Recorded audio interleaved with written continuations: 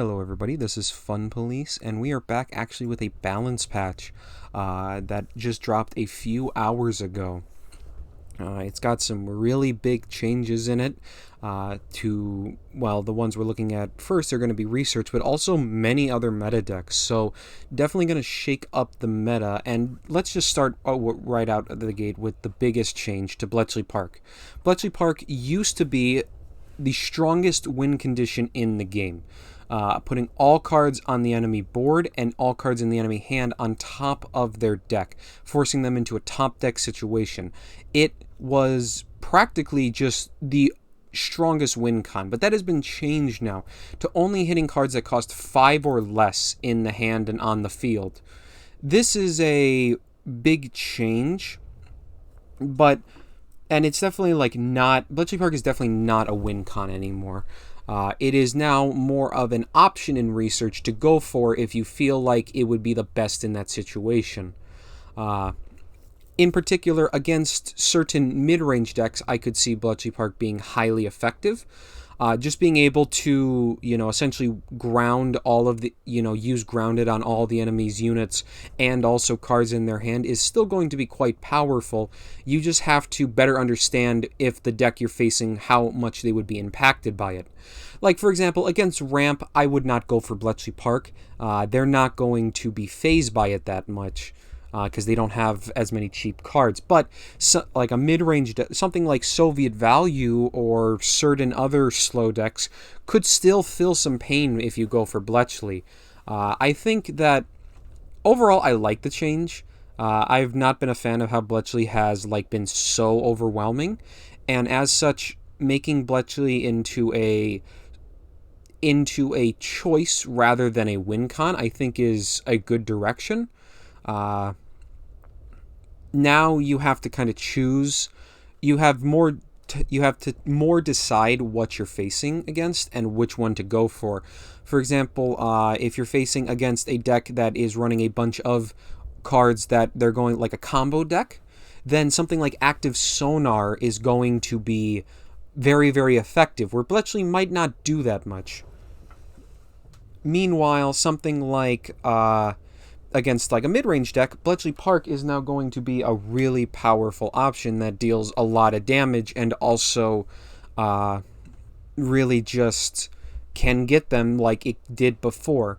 But it's definitely going to it definitely is affecting the meta quite a lot, because suddenly a lot of decks that couldn't exist because Bletchley just killed them or beat them now suddenly can exist, and that's going to cause problems for Britain Control. At least the current variants are going to have to adapt. I expect that the current lists of British Control probably won't stick around, and instead I think we're going to have to see maybe a return to an older form of British Control with a bit more finishers, like that Elite Lancaster, the 5/4 with Blitz for 7 credits. Stuff like that, and we're going to see potentially more stuff like that in a British Control deck in order to make up for the fact that Bletchley is no longer always just the instant I win card that it used to be. Moving on, we have Manhattan Project. It's going from the bombs are going from a 12 credit deal 10 to all enemies to a 6 credit deal 6 to all enemies. So this big change to Manhattan is kind of a double-edged sword. On one hand, it's definitely a nerf because Manhattan isn't going to kill the enemy if they don't have healing, which was a very powerful thing. But by only costing 6 credits, you actually get 2 cheap board clears that you can use alongside other units. That could potentially be quite useful for US Ramp.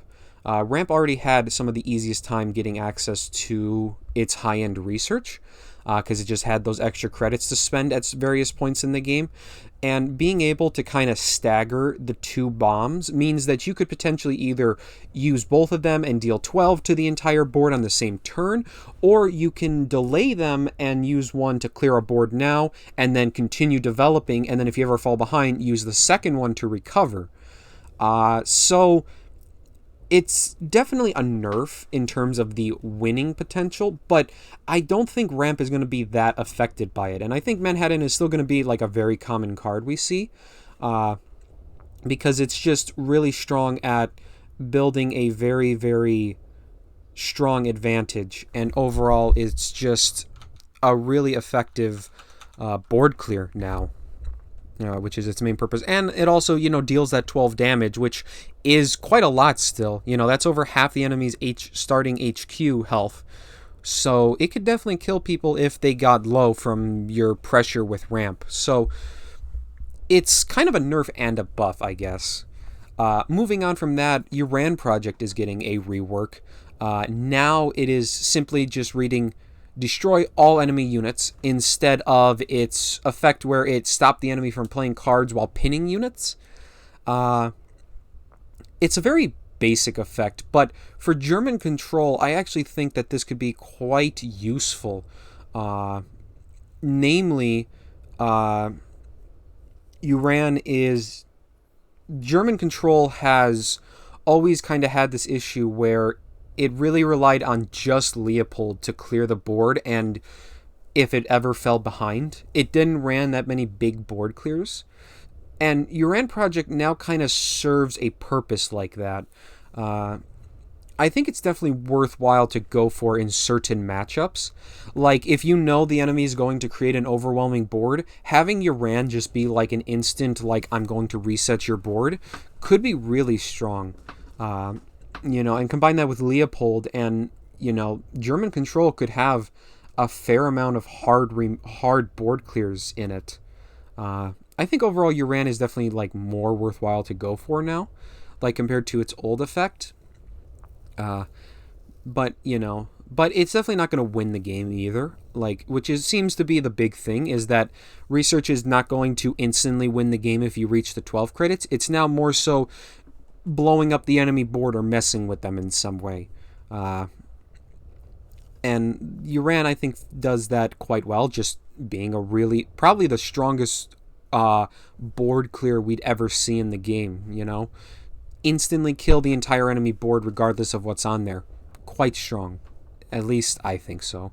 Then we have the Type 21 U-boat, which got a small buff in that it can now destroy any enemy unit. Before, it could only destroy cost 8 or less, but it got nerfed by the enemy only discarding 2 cards. So overall, I would say it's definitely weaker now, but I don't think it's that much, like, it's unplayable now. Being able to still just hit the enemy to blow up the enemy and deal and force them to discard 2 is still very powerful of a value play, which is always what the Type 21 was. But being able to also hit like certain high-end units like IS-2s and B-17s and other stuff like that has a good use now. And I think it makes U-boat, easier to play out, but also tones it back so it's not as value-worthy. So it's overall a little bit weaker, and I think there's now a bit more decision. U-boat, I think, is going to be the value play, while Uran is the control play of late-game German research. But I think both are still highly playable. And as long as we see German control, I think we'll see these, But overall, based on the research, I think most of these changes are, we're going to still see a lot of research. I think research is too flexible and too robust that even these changes are going to kill them. It's just that when you go for the 12 credits, you're going to have to maybe think a little bit more about whether you need the 12 credit option or you're going to go for the 9 credit option and what they offer to you against different decks, which I'm a fan of. I'm a fan of decision making, and being able to know, okay, for example, I need Bletchley Park in this instance because I'm playing against the enemy and he has a bunch of 5 or less cost cards, so Bletchley Park's going to devastate him, where if you're fighting a deck that is, or if I'm fighting a deck that I need value against, I'll go for the U-boat over Uran Project, as maybe the enemy discarding 2 will be more effective compared to me holding this expensive board clear. So I like these changes overall. It's definitely going to change up the meta quite drastically. So definitely just lots changing with these, but I like the general direction they're going in. Moving on from that, we have another mixture of changes. The other big one is doubting system. Doubting system is going up from 2 credits to 3 credits, and then it's going to counter cards that cost 4 or more instead of 3 or more. This is a weird change to me. I thought the biggest problem with the doubting system was that it always got value, and there was limited counterplay options against it. And now it just does that, but it's slower. And I guess that's a nerf. Like, I definitely think that doubting's a bit more of a card you have to consider, but I would have thought that something like just countering an enemy order would have actually been a better change, because I think it would have just made doubting just a different version of Ultra, like without the card draw, which I understand is like not the best idea, but it would have made doubting like able to be countered. You know, if you see the enemy spend 3 credits and leave 3 credits up, you play a cheap order to bait out the doubting, and then you can go ahead and play your big order. But now you can't even really do that, and in fact doubting is even harder to bait out now. I don't know, I'm not the biggest fan of this change. I guess it's gonna hurt doubting, but I think that something else probably should have been done with it. The 34th Infantry Regiment is also getting a change. So at the end of your turn, it draws and discards the top card of your deck. Previously, it essentially removed the top card of your deck, and that had the consequence of making the 35th Mountain Rifles from the Soviets, the 5.5, essentially be able to cheat out on turn 1. Essentially, this change is killing the Casino Jagro decks that would just play 34th, sometimes get a free 5.5, and then like use that to snowball. Now, 34th is going to have some self-discard synergy, which is really interesting. Notably, you're going to be able to maybe use it with Supply Chain, and also possibly use it with Betty's. But Betty is, I think, significantly worse than a 5.5. So I don't think that we're going to continue seeing a Casino Jagro deck. Although, maybe there's a Japan-US aggro deck that's now going to come into fruition. I don't know, I guess we'll see. Another change is to the Type 1 37mm. It's going from 3 credits to 2 credits. This card has practically seen no play ever in its entire existence, and I don't think this change does much for that.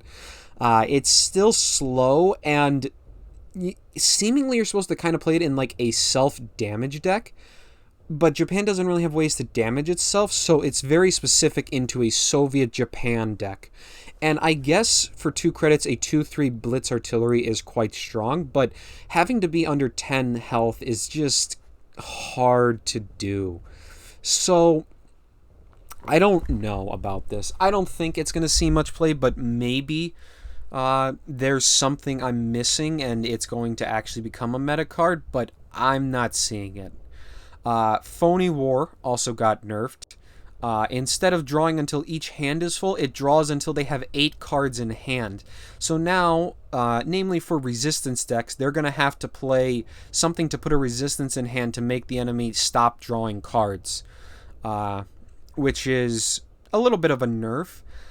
It seems very minor, though. I'm not the biggest player of resistance, but I don't think this is going to really change, because the big thing with Phony War is that you fill the enemy's hand in order to get big heals with stuff like Liberation and Long Range Recon, and as such, it's definitely just going to make Phony War just a little bit weaker, but not too much weaker. And I think overall we're still going to see it. I don't think it's going to change the deck that much. Then, moving on from that, we have Western Allies. Probably one of the worst cards in the game, has been changed to something that's weird. It says, add the top non-French unit from your deck to your support line. So you're essentially drawing your... If you build the deck correctly, it is entirely possible to use this to only pull out big units, but I don't know if that's really that strong because you have to go through so many hoops. I think the biggest thing is that you're able to run French units since it specifically says non-French units. So there is something there, but I don't think it's going to really do much. And I think that overall, we're still not going to see this card, but I'm glad that they're kind of working on France. And I hope that maybe in a future patch we see some bigger buffs, or maybe this is a new archetype they're going to start pushing. You know, maybe there's some sort of non-French unit archetype and they're going to cheat out big units and somehow that's going to work out. I don't know. Otherwise, this change just seems kind of random. But I'm glad they're at least, like, working on it. I'm glad that France is maybe getting some of its weakest cards worked on. Moving on from that, we have Patriotic Firestorm. It's going up 1 credit. That should be a decent nerf to artillery decks. It doubles the cost of the card, which is quite expensive. It's going to limit the burst potential of artillery in the mid-game, as you're not able to do like 3 Patriotic Firestorms for 3 credits and then attack for 20 damage in a turn. You're going to only be able to play now 1 in that instance. You're going to need 4 credits for 2 of them and 6 for 3 of them. So definitely slowing down the mid-game burst. Late game, this probably won't have that big of an effect, but it is another step to slowing down artillery. So that is overall probably going to be worsening the deck a little bit. I still expect artillery to probably be around, even with another nerf that we'll talk about in a second. But in between those are the Night Witches. So Night Witches is now a 3 credit card, up from 1 credit. And then it says add 3 PO2-222 to your hand. Tongue twister there. A little bit of a tongue twister. So this is a unique token. The PO22 is a 1 credit 1/2 bomber, but it has the effect, and it's 1 credit, operates for 1, and it has destruction, add a from the people to your hand. So Night Witches is now a value card, but it no longer goes infinite. I'm a bit sad to see that the Soviets are losing their infinite value, or at least their anti-fatigue strategy. I thought that was a unique theme for them, but it's being removed, which is a bit sad. And as such, I think this card is definitely worthwhile to choose, because getting a single card that adds 3 bombers to your hand that then gives you 3 from the people, that's a lot of value within 1 card, even if it is slow. I would say it's similar to Parade, which is the 3 credit elite order that draws you a unit and copies it. And I would consider both that Night Witches is now in a similar boat as that card, which means that it's not going to be something I think Soviet value instantly runs, but it's always going to be there considered. But Night Witch, on top of that, the From the People, that many From the People is really actually nice for Soviet value, because it allows you to have that strong, kill anything removal without having to, actually run from the people. So I think there's definitely some nice things going on there. But I guess we'll have to see whether or not Soviet value ends up having room for it. Beyond that, we have the 10th Engineer Battalion. It's going down from a 1/2 to a 1/1. This is going to make the 10th Engineer worse at surviving. It's still going to be useful as a strong burst, but now it's easier to remove. All the 1 damage pings kill it. So you're going to have to really make sure of it and use it in various ways. And overall, this is a minor nerf to artillery, but artillery mainly uses it once they already have artillery down. You're not looking to often slam 10th Engineers on its own. So It's a very small nerf, but alongside Firestorm, it's definitely slowing down and slightly weakening artillery. I don't expect artillery to really go away, but I do expect it to probably further decrease in power, especially it's going to get weaker from this point still. Then the last three changes. 106 Quartermaster is going from a 2-3 to a 2-5, which is definitely a small buff, because now he's a good deal harder to remove. But at the same time, I don't know if Ramp is still going to want him, because Ramp really doesn't want card draw. They have a lot of card draw options already. Things like war bonds, mobilization, alongside oftentimes the ally bringing a lot of card draw. So I don't know. It's hard to say if 106 is really going to find room. I guess the biggest thing is that 106 Quartermasters is potentially quite useful with the new Hour in Need, as it allows you to draw 2 cards off of Hour in Need, which is kind of expensive. That's 8 credits for it, but you do get the Hour in Need, like allowing for a quicker ramp curve, because you're able to go War Machine turn 2 and then turn 3 Hour in Need. So, and then if you run 106, you potentially still get the card draw. Like, you still can have a good amount of card draw with your other ramp cards. So maybe that can inspire a variant of ramp, but I'm unsure of it. Then we have Seaborne Invasion. So it's being changed. It still retreats all units in the front line, all enemy units, but then it adds 2 U.S. infantry there with a total attack of 6.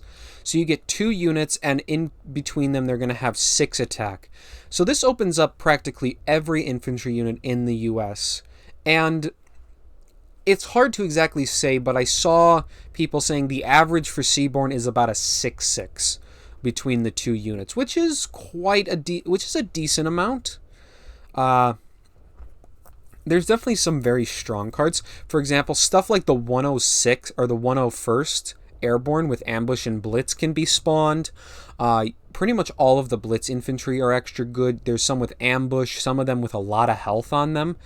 I think Seaborne is overall quite strong. Or definitely a lot stronger now. Instead of the inconsistent mess it was before, I would expect Seaborne to start seeing play again. I think that it's got enough consistency back that it's going to be worthwhile to play again, compared to before, when it was just not able to keep up. So because it could just sometimes give you 2 1-1s. That was too weak. But so the RNGs got reduced. I personally would have preferred if the RNG was just made, like, removed entirely, but this is better than, I think, just leaving it. So I'm happy that it got this change at the very least.